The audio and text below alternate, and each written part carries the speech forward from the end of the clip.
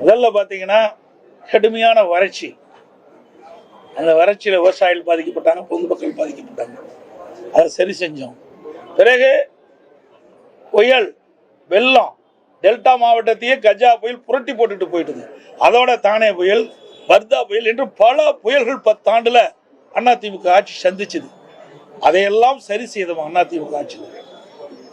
அதோட கொரோனா காலம் உங்களுக்கு எல்லாத்துக்கும் தெரியும். பத்திரிகையிலிருந்து ஊடகம் வரைக்கும் பொதுமக்களை யாருமே வெளியில் நடமாட முடியாத அளவிற்கு வைரஸ் பரவல். அப்படிப்பட்ட கொரோனா காலத்தில் ஒரு ஆண்டு அரசுக்கு வர வேண்டிய வரி வருவாயில எதுவுமே இல்லை.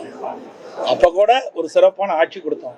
கொரோனாவுக்கு 40,000 கோடி செலவு செஞ்சோம். வருமானமே இல்லாத போது செலவும் செஞ்சோம். பல திட்டங்களை நிறைவேற்றி கொடுத்தோம். உங்களுக்கு நிறைய தெரியும். உங்களுக்கு இன்றைக்கு இந்த நூறு ஏரி திட்டம்னா, அத்திக்கடை வனாசி திட்டம், சேலத்தில் எவ்வளவு உயர்மட்ட பாலம், 10 ஆண்டுகளை நீங்க பார்த்தீங்கன்னா அதிமுக ஆட்சியில் தான் ஏராளமான திட்டங்களை கொண்டு வந்து நிறைவேற்றுகிறோம்.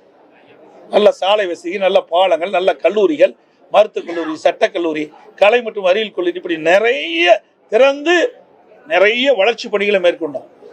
திமுக ஆட்சியில் என்ன செஞ்சாங்க? கடனை மட்டும்தான் வாங்கிட்டு இருக்கிறாங்க. இன்னைக்கு இந்த ஆட்சி நிறைவு செய்கின்ற பொழுது சுமார் 5 லட்சம் கோடி கடன் வாங்கின மாநிலமா இருக்கு. இந்தியாவிலேயே கடன் வாங்குவதில் முதல் மாநிலம் தமிழ்நாடு. அப்படி திராவிட முன்னேற்ற அரசுடைய திரு ஸ்டாலின் அரசுடைய மிகப்பெரிய சாதனை கடன் வாங்கி இதுல முதல் சாதனை. தமிழகத்துல வரலாறு காணாத அளவுல தங்கம் விலை உயர்ந்திருக்குது. தமிழ்நாட்டுல ரொம்ப அதிகமா இருக்குது. அதிமுக ஆட்சி மீண்டும் வர பட்சத்துல உங்களோட பழைய திட்டமான தாலிக்கு தங்கம் திட்டம் மாதிரி அதாவது தங்கங்கிறது இங்க சர்வதேச அளவில் நடக்கிறது.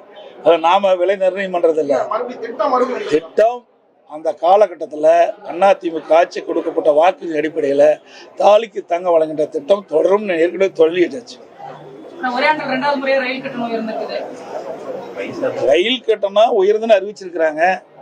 அப்போ இன்றைக்கு சூழ்நிலைக்கு தகுந்தவாறு இன்றைக்கு விலைவாசி உயர்வு, எரிபொருள் உயர்வு, அதில் உரிபாகங்களோட உயர்வு, இதையெல்லாம் நமக்கு சம்பள உயர்வு, இதெல்லாம் கணக்கிட்டு தான் அவ்வப்போது உயர்த்துவாங்க.